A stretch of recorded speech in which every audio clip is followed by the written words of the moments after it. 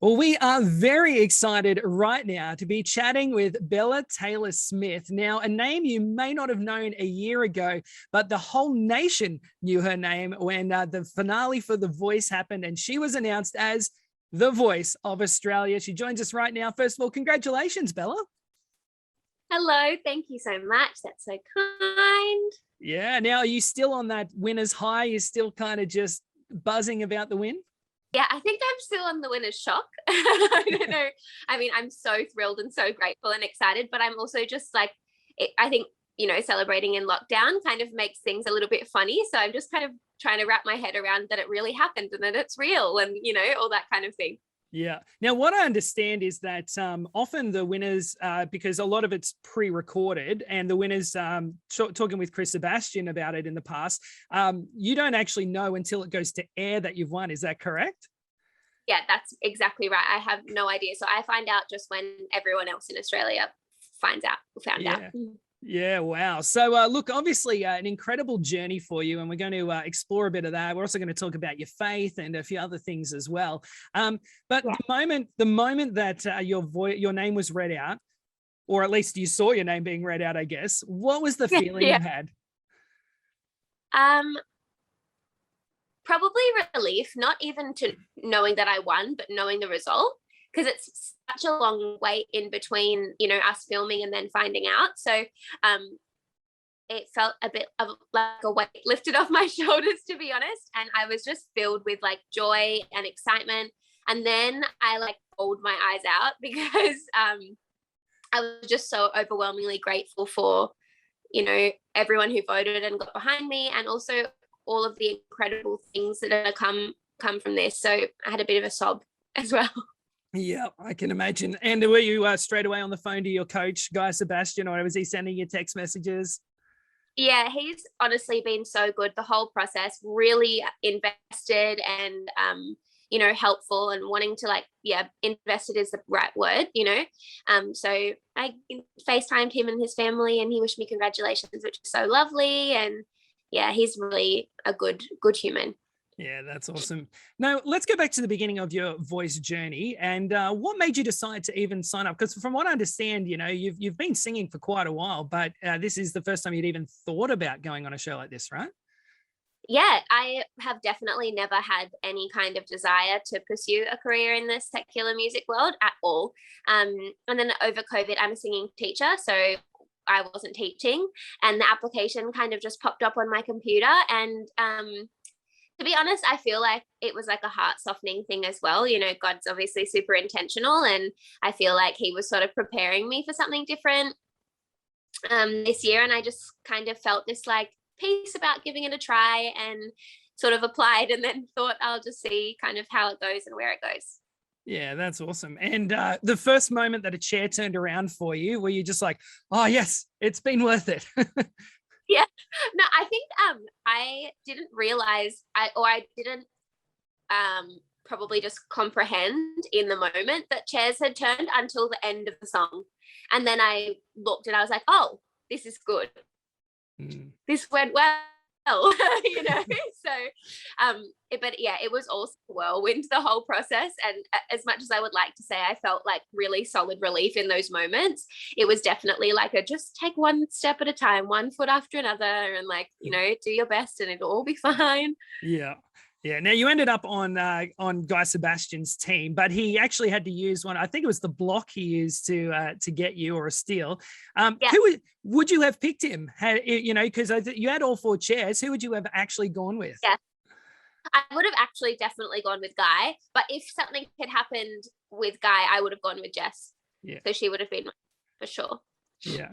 And were you a fan of shows like The Voice prior to this? Did you watch guys run on Australian Idol, for example? Like as a singer, you appreciate these kind of shows? Yeah, I definitely was an Idol fan when I was little, like really little. And I love watching the shows because I love hearing singers, being a singing teacher. It's my whole kind of life. I love hearing like the intricacies of other people's voices and people using their gifts and their talents and finding so much joy in that. So I love watching them. My sister and I love watching them together, like all the compilations and things like that. So yeah, we do love watching the shows for sure. Yeah. And how different was it watching it back, watching it, I guess, through the editing and the lens that we see it versus what your experience of it was like? I imagine they're almost two different worlds. Yeah, 100%. It was nerve-wracking going into it because obviously they take this much footage and then use this much footage. So you kind of sit and wonder, I wonder what the this much is going to be. But, Channel 7 did such an amazing job this year, especially with making it, a really positive show. It was so nice that, all of the artists were lovely and the coaches were lovely and all of the crew and the production team were awesome. So I had a really, really pleasant experience, and I feel like the show was a really pleasant experience to watch, which was really nice this year. Yeah, that's wonderful. I think we've all needed some more positive stories rather than negative ones, haven't we? 100%. Yeah. Now, you've been very open about your faith and the fact that that is a huge part. Of course, many people will know you're actually a worship leader at Hillsong as well. Let's go back, first of all, for your faith journey, because I know you didn't grow up in a Christian household or a church-going household at all. Can you talk us through how you came to faith? Yeah, I think as much as I love my church, I also love church, but I love Jesus, and that's like the biggest thing for me, and sharing that was so important for me throughout the show, and making sure that I represent myself and my faith as best as I can. So I started going to church when I was 15. One of my friends from school just invited me to their local youth group, which was one of the smaller extension services at that time. And I went for a whole year before I decided to be a Christian. I just was not interested. I didn't believe in God. I didn't believe that the people were actually lovely, and that,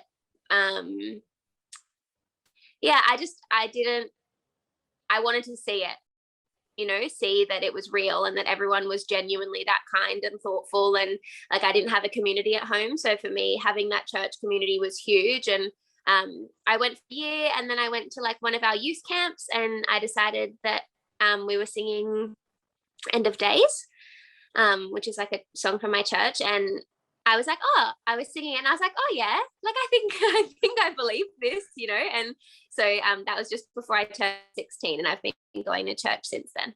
That's wonderful. And what difference have you seen that make in your life, making that decision?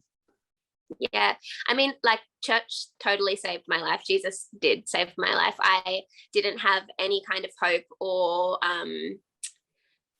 drive or perspective of what my life could be and what I could achieve as a young person. And so getting involved in my youth group and in my church really just changed the game. I didn't really have family support, for a lot of time in my growing up. So having that community was game changing, and it's been nothing but a positive experience for me.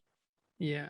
Now, there'll be a lot of young people who have watched your journey on The Voice and, maybe have even come from similar backgrounds as you, and maybe they've been invited to a youth group by a friend or something like that. What would be your encouragement to someone who's, I guess, starting to hear about faith for the first time, maybe seeing you as an example? What would you want to say to any young people who are just like you?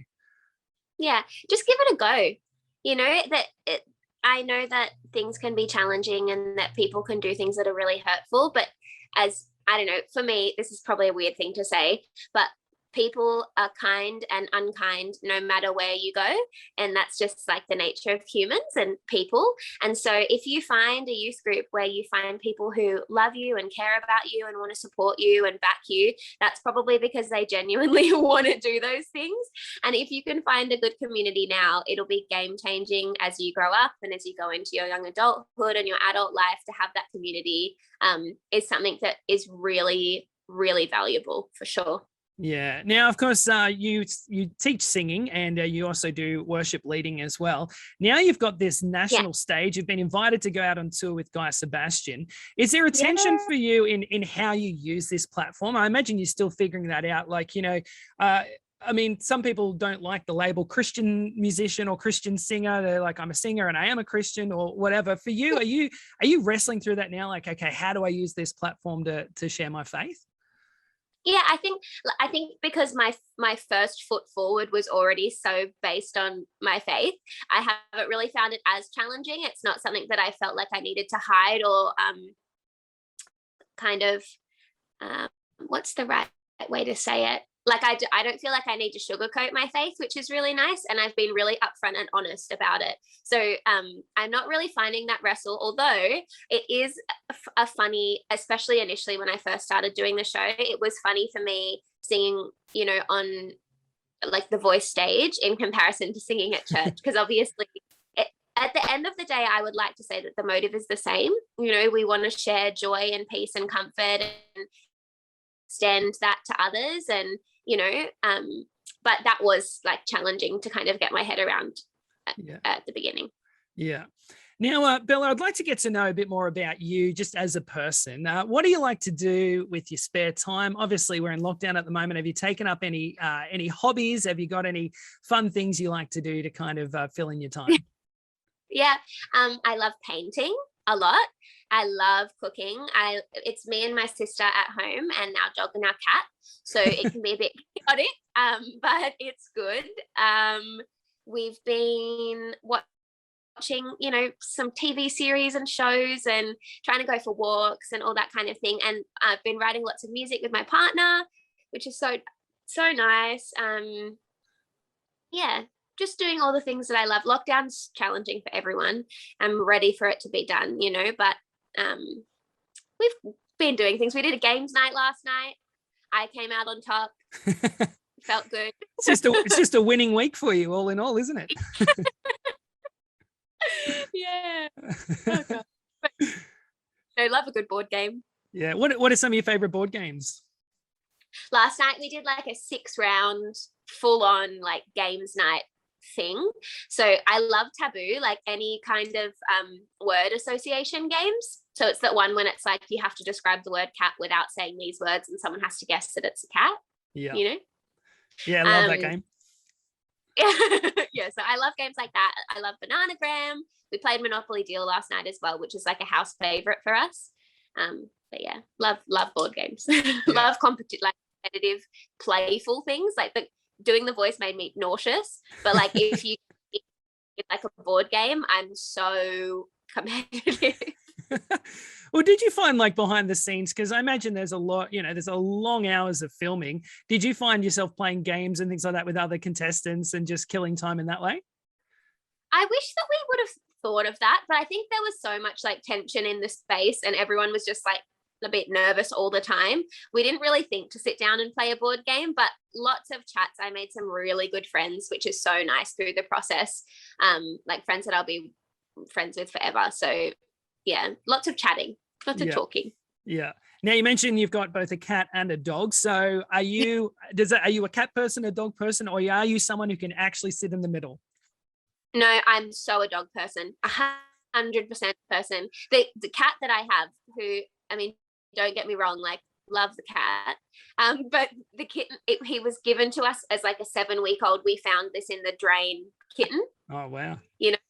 So I was like, oh, we'll take in the kitten. Like, that's fine. Now the cat is 1 year old and likes to grab my dog around the neck and like ride my dog to the house. But yeah, it's like my baby. Her name's Misty. She's 10. I love her. She's a tiny white fluffy dog. We rescued her like almost 3 years ago now. So I'm definitely a dog person. 100%. Yeah. Well, Bella, we're very excited for having watched your journey and looking to see what comes next. So obviously you're going to go out on tour with Guy Sebastian. I'm sure there'll be lots of other opportunities for you as well. But you've actually also released a brand new single called Higher, which we're loving, and we're going to play it in a moment for our listeners. But tell us a bit about this song. And I believe you got to, unlike in a lot of reality competitions, you actually got to be a part of how this song came together. Not exactly. We get to kind of pick, if that sort of makes sense. So, and also song in particular, like for me, I see what you're saying. So this one in particular was written by a friend of mine, which was just like a funny coincidence. So he'd pitched it and then it kind of got to me, which was so funny because when he wrote it, he didn't even know that I was like through the grand final or anything like that. But the song's all about kind of journeying through like addiction and depression and any kind of like mental health issue with the person that you love.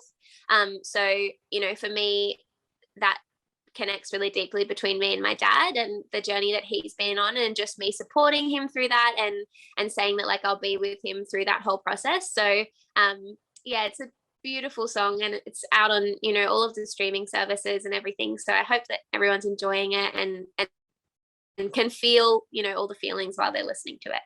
Yeah, wonderful. Well, we're loving it. And Bella, it's been great chatting with you. So look, hopefully lockdowns are going to end soon. And I'd love to know, what's the first thing you're doing when you're allowed out of the house? What's the first thing you're doing?